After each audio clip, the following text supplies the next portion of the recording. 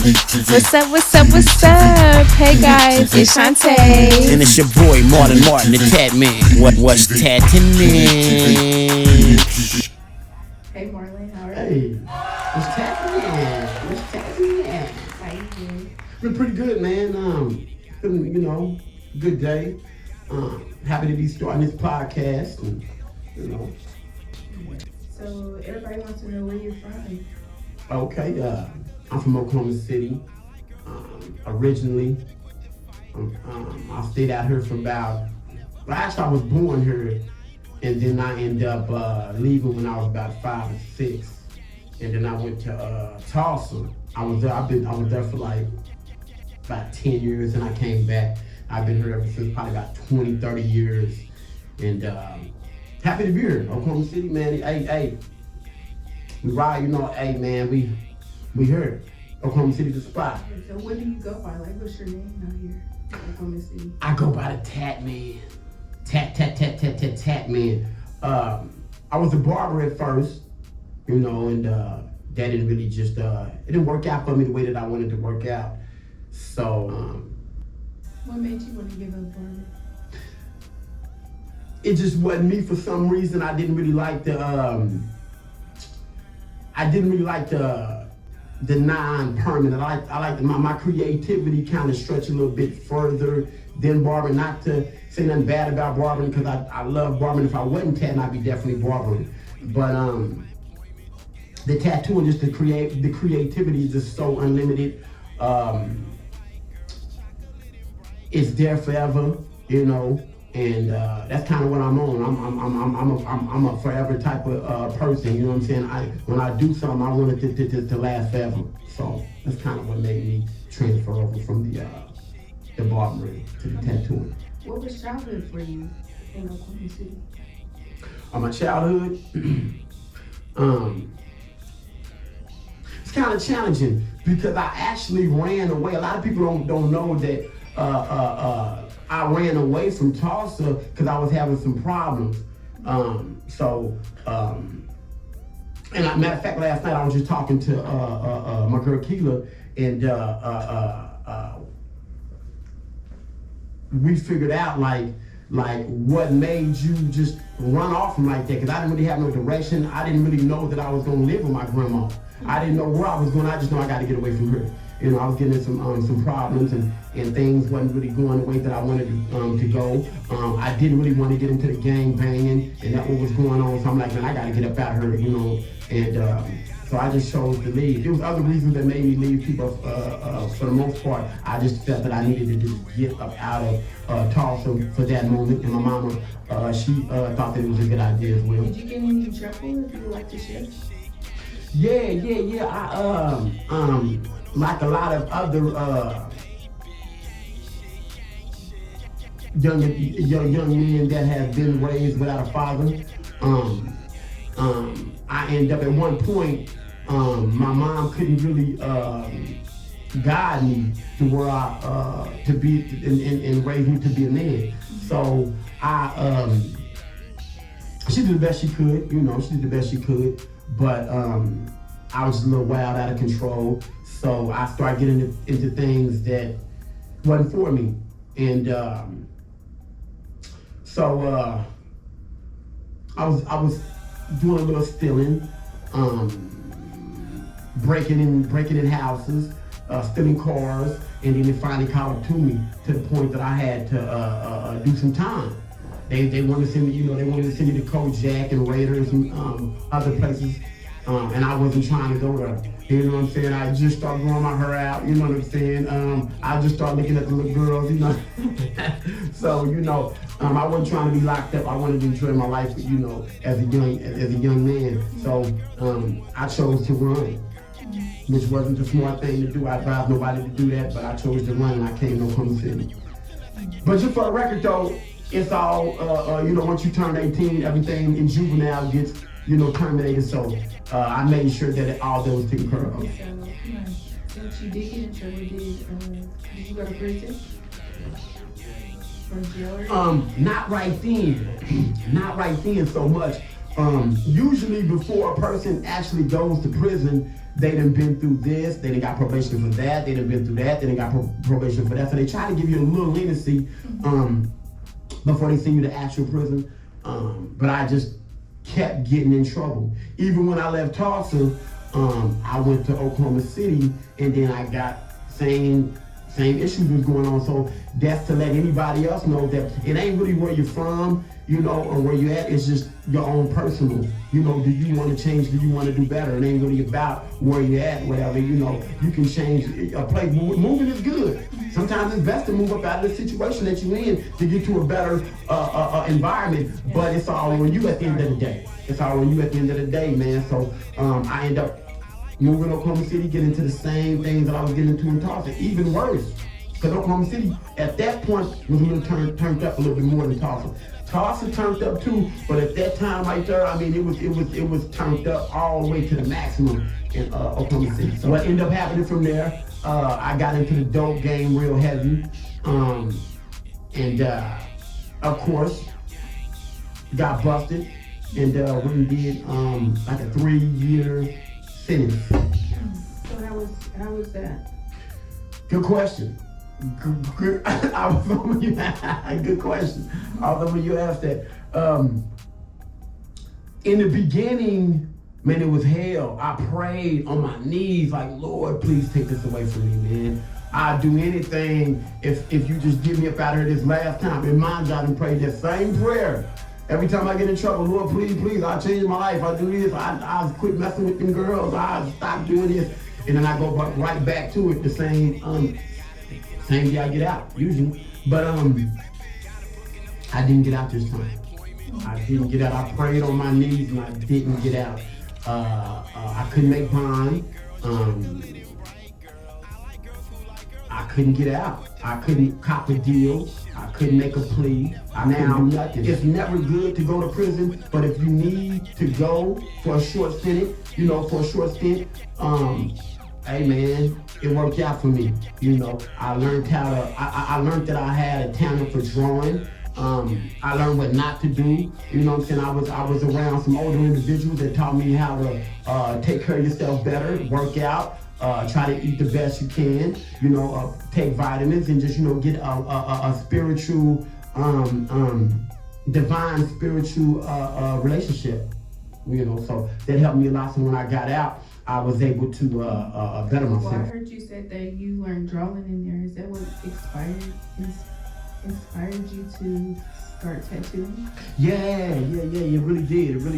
Not to say nothing bad about my ex-wife, but at the time she couldn't put any money on my books, and she couldn't take care of me at the time.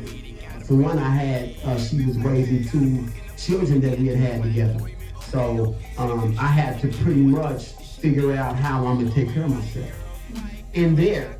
And you know, there ain't no jobs in there. There's no jobs. Well, when I first started off, I was on the medium security, where you pretty much you have to just get money sent in, or you have to just make your own way, or you live off of a word they call gang pay, where they pay you so much money every month, which is nothing at all. I'm talking about like $8, $10, or whatever. So all y'all that's out there that's doing this and doing that, you gotta keep it in your mind. And when if you happen to get popped and you go down there to you go to jail, it's gonna be a little difficult to get money, because it ain't no jobs. You know what I'm saying? So you're gonna have to depend on what you gonna put out there on the streets, and your family. So so while you out here doing what you're doing, you need to make sure that you are taking care of the people that love you, because because everybody got a day. Everybody got a day. You know what I'm saying? Your day just ain't came yet. But that's pretty much what that was. Did you learn a lesson when you took it? Yeah. So what I did was I told myself that I'm not going to be able to do this for the rest of my life. And when I got kids, I got a wife. I have to rehabilitate myself. So and I used it as elevation. At one point, once I got over the sting of it, like, hey man, I'm here now. I know how much time I'm gonna do if I stay out of trouble. I know that I'm gonna be out in at this certain time. But let me go ahead and figure out something that I can make myself give me a career. You know what I'm saying? Let me find something that I can do that's gonna make money and keep me out of trouble, and I can build from. I know that I got a felony now, so I'm gonna have to find something that I'm not really the type of person that like to work for other people. Nothing bad about those that do that. You know what I'm saying? For the most part, you know, we all got to get a job and we all have to work for someone. You know, and ain't nothing wrong with that. But my thing is, I'm going to work as a worker to become a boss. I'm not trying to be working for somebody for the rest of my life. I'm gonna work and I'm gonna do what I need to do. But the mission is to become a boss. And that's what I train my counterparts, my friends, my comrades, everybody around me. That's what I promote. That's what I embody is I'm a boss. But we all have to work first. I pretty much learned how. I already had the skill of art. I can draw. I can look at something, boom, and draw without it ain't nothing. I can look at something being painted or whatever, being that I ain't really painted a lot. I can see they probably made that happen off this, happen off that. I'm just someone that I can see something, I can visualize it in my mind, and I can make it come into life. So I figured that out while I was locked up. If I was in the streets, I probably wouldn't have seen it because I was doing a lot of running, ripping and running, and doing what I wanted to do without no kind of chill. So once I got locked up, I was able to chill, be still. Where were you when you did your first tattoo? Was it like when you got out, or did you do your first tattoo in prison? That's a good question. When I was in prison, I actually learned how to be a barber. And that came from, I didn't really want to get a job. I was in the media security. And what they do from there is once you do the time, I guess, that you got there. I guess in my situation, I was in a drug program because I told them that I smoked the stuff that I sold. I told them, okay, just for the record, I'm saying I was selling crack cocaine. I told them when I got busted, I told them I'm a smoker. You know what I'm saying? I smoke this stuff, so I need help. You know what I'm saying? That was part of my plot to get the lesson time that I could. You know what I'm saying? You know, so they had me in a drug program when I went to the penitentiary. I actually went to Lawton Correctional Facility. They call it Wagon Hut. You know, nickname Stabbing Cut. You know, so I was there for like 5 or 6 months till I finished the program, which is a more higher security. So there's not really any jobs there. So, but when I finished the program successfully, I went to a lower security, which was called Jackie Brandon. And you could get a job. So I figured out, you know what, maybe I can do some barbering. So I went and talked to the barber, and then he happened to know my brother. Because he was from Tulsa, and I'm from Tulsa as well. He did. You know, he helped me to learn what I needed to learn, and he was leaving. So I slid right into that position. I was the barber. And I thought that that's what I was going to do as far as the career, somebody called me. I thought I was going to be just a barber straight up. But God had a bigger plan for me. So since you quit barbering, how did you get the tattoo industry go for you? Since you quit barbering for tattoos? At the time when I first got out, I thought I was going to just be a straight barber. And mind you, like I said, I was already married and I had 2 children at the time. End up getting my wife pregnant again the first day. The first day I was out. I swear to God, it took maybe like 3 weeks. Now it goes like 3 weeks. You know, she found out she's pregnant. Then we went to the doctor, and then you know, he gave her the date. Like, okay, well, they know all the way. I mean, it's high tech. They know that she normally got pregnant right at this day, and then, you know, and so on. But the first day I got out, it was February 22nd, 2007. He didn't know when I got out. He didn't know. But he said it was that day. So first day I got out. First day I got out. Anyway, so get to the point. My mom was, I'm gonna be a barber. So I was I was chasing that. I had ways that I was, how I could build clientele. The main thing is you gotta be good for number one. Then you building clientele. So I was on that mission. And then my brother, my older brother, he does the same thing that I do. He does tattoos, and he cuts hair. So, but before he started, he hit me up on the phone like, hey man, you know what, man? The barbering is cool, but the tattoos is like the next wave. And since you draw, I draw, I think that'd be the best thing to do. He just had to say it one time. You know what I'm saying? So when I think back to it, I gotta pat myself on the back because all he had to say was one time, and I immediately invested in it and dove right into it. Like, hey, when we finna win, you know what I'm saying? So from there, I just been straight with the tattoos. I was doing both for a minute. But the tattoos just overpowered it, you know what I'm saying? It was more than me, you know what I'm saying? It was what God had for me. Yeah. Do you have any like merchandise that you sell or anything for anybody? Yeah. And y'all be on the lookout for that, man. I got a website that it should be in the comments. Definitely, I have it where you can see it. Definitely. I got the shirts as you see, Cooked by the Book, which is actually a short movie series. When is that coming? That should be out within the next month. Okay. 3 weeks to a month, fall around the fair. Mm-hmm. The fair will be here in a few weeks, so it'll be right after that. Right after that. And what it is basically it's stories that come from a jail cell. It's me and another dude by the name of Lockjaw.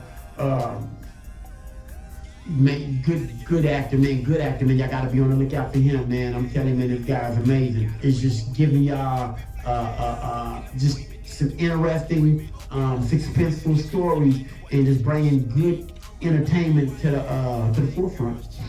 But be on the lookout for that, man. That's something heavy, man. I'm telling you, man, that's something heavy. Y'all ain't ready. I promise you. Man, we coming. Y'all. Okay, well, y'all guys give it a Marlon'Tatman'Martin. Yes. You have anything else to say to me before we go? Yes, I do. You want to shout out anybody? Yeah, no doubt, man. Shout out to my boy Kevin Mumford. Yes, man. He was yard call, a homegrown, for putting us on like that, man. You're looking out, good OG, man. He been around for a minute, man, putting it down, putting it on for the city. Shout out to everybody that's putting on for the city, man. We heard y'all, Oklahoma City next to blow. Yeah. But that right there, my girl Keela, man, for the work that she put in, going hard in the paint, you know what I'm saying? Sacrificing the things that she want to do to make sure that everything is taken care of on my part and my crew, and that's pretty much what it is right there, man. Tatsmac, that's the tattoo ointment. I'm gonna have that in my link. You can, link up to that. You can see the best tattoo ointment on the market right now. Hands down, everybody know it. You gotta get that, baby. When you come, man, hit me on up. Tattoos all day, the best in the city. I don't care what nobody say. I don't care what they said or what they doing or how they doing it. Hey, man, Tatman is the truth. Believe that. Yeah, so, man, hey, that's it right there, man. Thank y'all for joining us, man. And be on the lookout for more purpose-driven television, baby. PD.T.V. PD.T.V. Woo!